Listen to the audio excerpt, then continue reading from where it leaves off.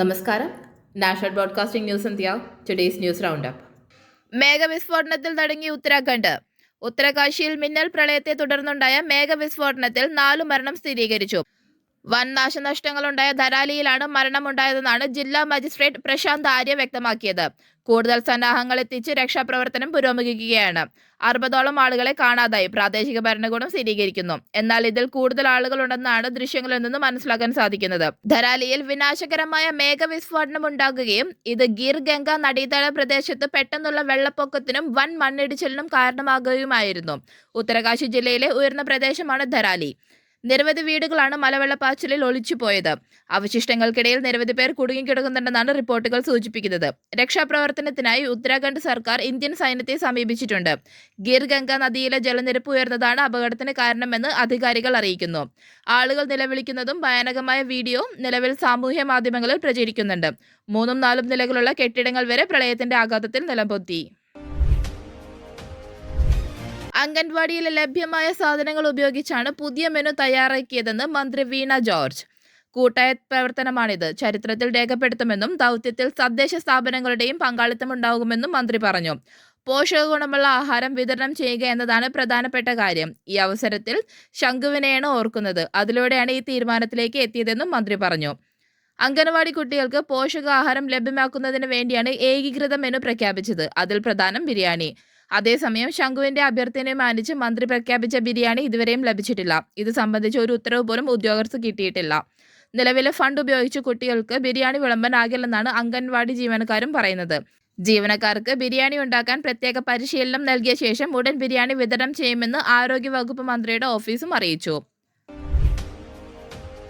ലഹരി പരിശോധനയ്ക്കിടെ പോലീസിനെ ആക്രമിച്ച കേസിൽ കോഴിക്കോട് പിടിയിലായ BK ബുജയർ അന്വേഷണവുമായി സഹകരിക്കുന്നില്ല എന്ന് പോലീസ്. പാസ്വേഡ് നൽകാത്തതിനാൽ ബുജയറിന്റെ ഫോൺ ഫോറൻസിക് ലാബിലേക്ക് അയക്കാനാണ് തീരുമാനം. Youth league general secretary PK ഫിറോസിന്റെ സഹോദരനാണ് PK ബുജയർ. കഴിഞ്ഞ ശനിയാഴ്ച വൈകിട്ട് കോഴിക്കോട് കുന്ദമംഗലം ചൂലാംവയൽ ബസ് സ്റ്റോപ്പിന് സമീപത്ത് വെച്ചാണ് PK ബുജയറിനെ പോലീസ് പിടികൂടിയത്. ലഹരി വിൽപ്പന നടത്തുന്നു എന്ന വിവരത്തിന്റെ അടിസ്ഥാനത്തിൽ നടത്തിയ വാഹന പരിശോധനയ്ക്കിടെ പ്രകോപിതനായ ബുജയർ സിവിൽ പോലീസ് ഓഫീസർ അജീഷിനെ മർദ്ദിച്ചു. പോലീസിനെ ആക്രമിച്ചതിലും കൃത്യനിർവഹണം തടസ്സപ്പെടുത്തിയതിനുമാണ് കേസെടുത്തിരിക്കുന്നത്. സംസ്ഥാനത്തെ എല്ലാ ആശുപത്രികളിലും ഹെൽത്ത് പദ്ധതി നടപ്പിലാക്കുമെന്ന് ആരോഗ്യ വകുപ്പ് മന്ത്രി വീണ ജോർജ്. നെടുമ്പന സാമൂഹികാരോഗ്യ കേന്ദ്രത്തെ ബ്ലോക്ക് കുടുംബാരോഗ്യ കേന്ദ്രമായി ഉയർത്തുന്നതിന്റെയും ബ്ലോക്ക് പൊതുജനാരോഗ്യ യൂണിറ്റിന്റെയും മിയന്നൂരിലെ ജനകീയാരോഗ്യ കേന്ദ്രത്തിന്റെയും ഉദ്ഘാടനം നിർവഹിക്കുകയായിരുന്നു മന്ത്രി. മരുന്ന് കുറിക്കൽ, ലാബ് പരിശോധന റിപ്പോർട്ട് തുടങ്ങിയവ കടലാസ് രഹിതമാക്കി രോഗികളുടെ ചികിത്സാ വിവരം ഒറ്റ ക്ലിക്കിൽ ലഭ്യമാക്കുന്ന തരത്തിൽ പദ്ധതി വ്യാപിപ്പിക്കും. സർക്കാർ മേഖലയിലെ ലാബുകളെ ബന്ധിപ്പിച്ച് നിർണയ ലബോറട്ടറി ശൃംഖല പ്രാബല്യത്തിൽ വരും. രോഗചികിത്സയ്ക്കൊപ്പം പ്രതിരോധത്തിന് പ്രാധാന്യം നൽകുന്ന രീതിയിലുള്ള നടപ്പിലാക്കുക.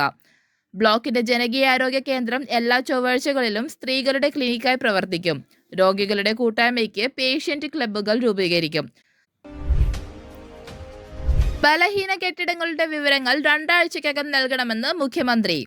സ്കൂളുകളിലും ആശുപത്രികളിലും ഉൾപ്പെടെ ബലഹീനമായതും പൊളിച്ചു മാറ്റേണ്ടതുമായ കെട്ടിടങ്ങൾ ഉണ്ടെങ്കിൽ അവയുടെ വിവരം 2 ആഴ്ചയ്ക്കകം നൽകണമെന്ന് മുഖ്യമന്ത്രി പിണറായി വിജയൻ ദുരന്ത നിവാരണ വകുപ്പിനോട് നിർദ്ദേശിച്ചു. ഇതുമായി ബന്ധപ്പെട്ട ഉന്നതതല യോഗത്തിൽ സംസാരിക്കുകയായിരുന്നു മുഖ്യമന്ത്രി. പൊളിച്ചു മാറ്റേണ്ടവ, അറ്റകുറ്റിപ്പണി വേണ്ടവ എന്നിവ വേർതിരിച്ചു നൽകണം. അവധി ദിവസങ്ങൾക്ക് മുൻഗണന നൽകി വേണം സ്കൂൾ കെട്ടിടങ്ങൾ പൊളിക്കാൻ. പൊളിച്ചുമാറ്റിയ സ്കൂൾ കെട്ടിടങ്ങൾ പണിയും വരെ ക്ലാസുകൾ നടത്താൻ തദ്ദേശ സ്വയംഭരണ സ്ഥാപനങ്ങളും PTA-യും വിദ്യാഭ്യാസ വകുപ്പും പകരം സംവിധാനവും കണ്ടെത്തണം. അൺഎയ്ഡഡ് സ്കൂളുകളുടെ കെട്ടിടങ്ങളുടെയും സുരക്ഷാ പരിശോധന ഇതോടൊപ്പം നടത്താൻ മുഖ്യമന്ത്രി നിർദ്ദേശിച്ചു. സംസ്ഥാനത്ത് ഇന്നും നാളെയും അതിതീവ്ര മഴയ്ക്ക് സാധ്യത. മധ്യ കേരളത്തിലും മലയോര മേഖലകളിലും അതിതീവ്ര മഴയ്ക്ക് സാധ്യതയെന്ന് കേന്ദ്ര കാലാവസ്ഥാ വകുപ്പിന്റെ മുന്നറിയിപ്പ്. ഇന്ന് 14 ജില്ലകളിലും മഴ മുന്നറിയിപ്പ് നൽകി. എറണാകുളം, ഇടുക്കി, തൃശൂർ, മലപ്പുറം ജില്ലകളിൽ റെഡ് അലർട്ട് പ്രഖ്യാപിച്ചു. കാസർഗോഡ്, കണ്ണൂർ, കോഴിക്കോട്, വയനാട്, പാലക്കാട്, കോട്ടയം, ആലപ്പുഴ, പത്തനംതിട്ട ജില്ലകളിൽ ഓറഞ്ച് അലർട്ടിന്റെ മുന്നറിയിപ്പുമുണ്ട്. തിരുവനന്തപുരം, കൊല്ലം ജില്ലകളിൽ ഇന്ന് യെല്ലോ അലർട്ടും കണ്ണൂർ, കാസർഗോഡ് ജില്ലകളിൽ 4 റെഡ് അലർട്ടുമാണ് പ്രഖ്യാപിച്ചിരിക്കുന്നത്. പത്തനംതിട്ട റാന്നിയിൽ അധ്യാപികയുടെ ഭർത്താവ് ജീവനൊടുക്കിയ സംഭവത്തിൽ ഉദ്യോഗസ്ഥർക്ക് മുന്നറിയിപ്പുമായി വിദ്യാഭ്യാസ മന്ത്രി V ശിവൻകുട്ടി. ഇനിയും ഇത്തരം സംഭവം ഉണ്ടായാൽ പിരിച്ചുവിടുന്ന നടപടി സ്വീകരിക്കുമെന്ന് മന്ത്രി പറഞ്ഞു. വിദ്യാഭ്യാസ ഓഫീസിനെതിരെ സ്കൂൾ മാനേജ്മെന്റും രംഗത്ത്. സംഭവത്തിൽ സ്കൂൾ അധികൃതരുടെ വീഴ്ചയും വ്യക്തമാക്കുകയാണ്.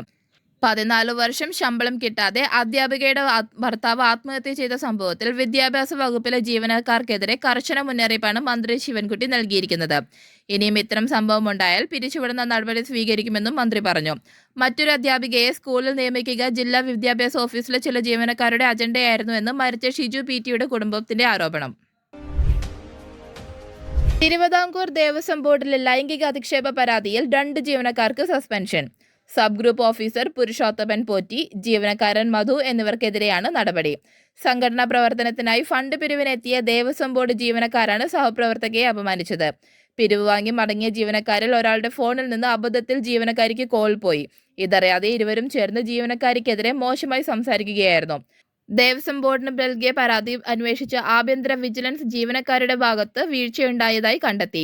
ഈ റിപ്പോർട്ട് പരിഗണിച്ചാണ് Aruvikkara Devaswom sub group officer Purushothaman Potti, ജീവനക്കാരൻ മധു എന്നിവരെ ദേവസ്വം കമ്മീഷൻ സസ്പെൻഡ് ചെയ്തത്.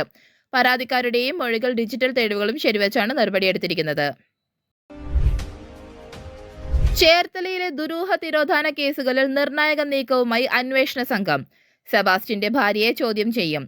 കോട്ടയം ക്രൈംബ്രാഞ്ച് ഓഫീസിലെത്താൻ അന്വേഷണ സംഘം ആവശ്യപ്പെട്ടു. പ്രതിയുമായി കോട്ടയം, ആലപ്പുഴ ജില്ലകളിലെ വിവിധ സ്ഥലങ്ങളിൽ നിന്ന് തെളിവെടുപ്പ് നടത്തി. വീട്ടിലെ പരിശോധനയ്ക്ക് നടുവിലിരുത്തി സമ്മർദ്ദത്തിലൂടെ സെബാസ്റ്റ്യനിൽ നിന്ന് കൂടുതൽ വിവരങ്ങൾ തേടാനുള്ള ക്രൈംബ്രാഞ്ച് തന്ത്രവും പരാജയപ്പെട്ടു. ഇന്നലെയും അന്വേഷണത്തോട് സെബാസ്റ്റ്യൻ സഹകരിച്ചില്ല. 2 ദിവസം കൂടി മാത്രമാണ് കസ്റ്റഡി കാലാവധി അവശേഷിക്കുന്നത്. നിസ്സഹകരണം തുടരുന്ന പശ്ചാത്തലത്തിൽ ഇതിനുള്ളിൽ തെളിവെടുപ്പ് പൂർത്തിയാക്കുക വെല്ലുവിളിയായാണ് പോലീസ് കണക്കാക്കുന്നത്. ഇന്നലെ പള്ളിപ്പുറത്തെ വീട്ടിൽ നടത്തിയ പരിശോധനയിൽ 64 അസ്ഥി കഷ്ണങ്ങളാണ് കണ്ടെത്തിയത്. ഇവ DNA പരിശോധനയ്ക്ക് അയക്കും. വീട്ടിലെ ശുചിമുറിയിൽ നിന്ന് രക്തക്കറയും കണ്ടെത്തിയിരുന്നു. കണ്ടെത്തിയ അസ്ഥികൾക്ക് 6 വർഷത്തെയെങ്കിലും പഴക്കമുണ്ടെന്നാണ് പ്രാഥമിക നിഗമനം.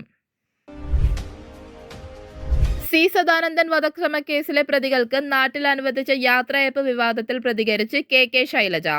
നാട്ടുകാരി എന്ന നിലയിലാണ് താൻ പങ്കെടുത്തതെന്നാണ് വിശദീകരണം. താൻ കമ്മ്യൂണിസ്റ്റ് പാർട്ടി പ്രവർത്തകയാണ്. അവരും പാർട്ടി പ്രവർത്തകരാണ്. തന്റെ അറിവിൽ അവർ നാട്ടിലെ നന്മയ്ക്ക് വേണ്ടി പ്രവർത്തിക്കുന്നവരാണ്. മാന്യമായി ജീവിതം നയിക്കുന്നവരാണ് അവർ. താൻ പങ്കെടുത്തത് ഒരു കുറ്റകൃത്യത്തെ ന്യായീകരിക്കാനല്ലെന്നും കോടതിയുടെ വിധിയെ മാനിക്കുന്നതായും KK ശൈലജ പ്രതികരിച്ചു.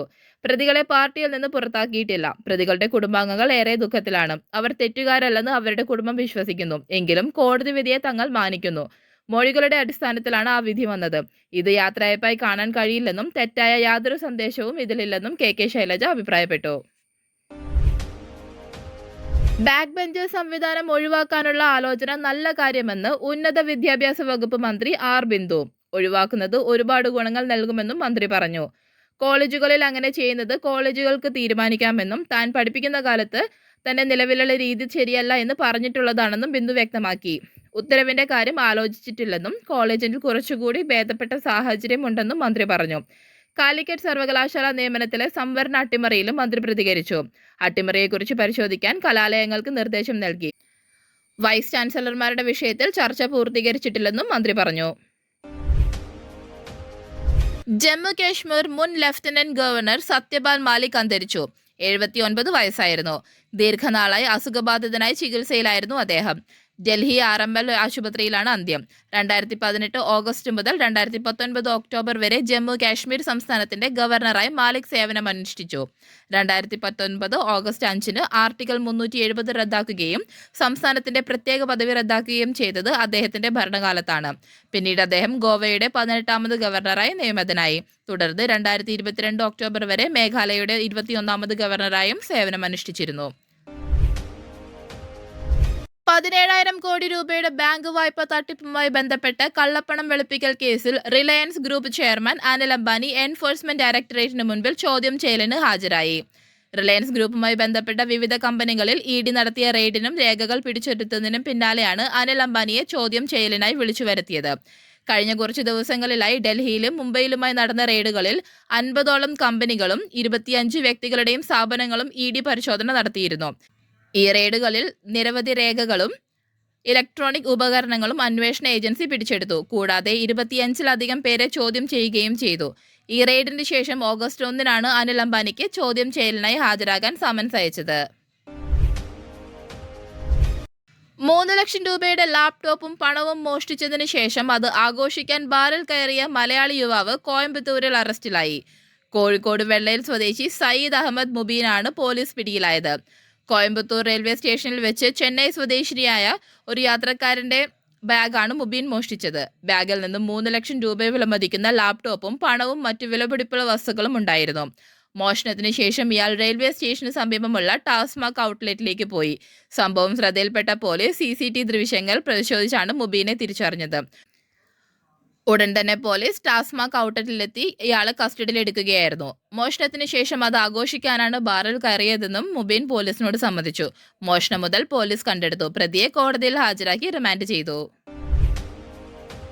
ഇംഗ്ലണ്ടിനെതിരായ 5ാം ക്രിക്കറ്റ് ടെസ്റ്റിൽ പരിക്കേറ്റ ഋഷഭ് പന്തിന് പകരം വിക്കറ്റ് കീപ്പറായി ഇറങ്ങിയത് ധ്രുവ് ജുറൽ ആയിരുന്നു.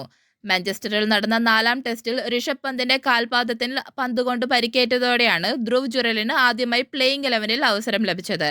പരമ്പരയിൽ ഇതിനു മുമ്പും വിക്കറ്റ് കീപ്പിംഗിൽ പന്തിന് പകരക്കാരായി എത്തിയിരുന്നുവെങ്കിലും പ്ലേയിങ് 11-ൽ എത്തുന്നത് ആദ്യമായിട്ടായിരുന്നു. 5ാം ടെസ്റ്റിൽ അവസരം ലഭിച്ച ജുറൽ ആദ്യ ഇന്നിംഗ്സിൽ 19 റൺസും 2ാം ഇന്നിംഗ്സിൽ 34 റൺസുമാണ് താരം നേടിയത്. വിക്കറ്റ് കീപ്പിംഗിലും നിർണായക പ്രകടനം നടത്തി. ഇന്ത്യയിലെ ഏറ്റവും പ്രധാനപ്പെട്ട ഫുട്ബോൾ ലീഗായ ISL അനിശ്ചിതകാലത്തേക്ക് നീട്ടിവെച്ചിരുന്നു. എന്നാൽ ഇതുമൂലം പ്രതിസന്ധികൾ രൂക്ഷമാവുകയാണ്. നടത്തിപ്പുകാരായ ഫുട്ബോൾ സ്പോർട്സ് ഡെവലപ്മെന്റ് ലിമിറ്റഡും അഖിലേന്ത്യാ ഫുട്ബോൾ ഫെഡറേഷനും തമ്മിലെ സംപ്രേഷണ തർക്കം പരിഹരിക്കപ്പെടാത്ത സാഹചര്യത്തിൽ 2025-26 സീസൺ അനിശ്ചിതമായി നീട്ടുകയാണ്. ഇതു സംബന്ധിച്ച് ക്ലബ്ബുകളെയും ഫുട്ബോൾ ഫെഡറേഷനെയും FSDL രേഖാമൂലം അറിയിച്ചിരുന്നു. ഇതിന് പിന്നാലെ കളിക്കാർക്കും ജീവനക്കാർക്കും വേതനം നൽകുന്നതിന് ബംഗളൂരു FC ഉൾപ്പെടെയുള്ള ചില ക്ലബ്ബുകൾ അനിശ്ചിതമായി നിർത്തിവെച്ചു.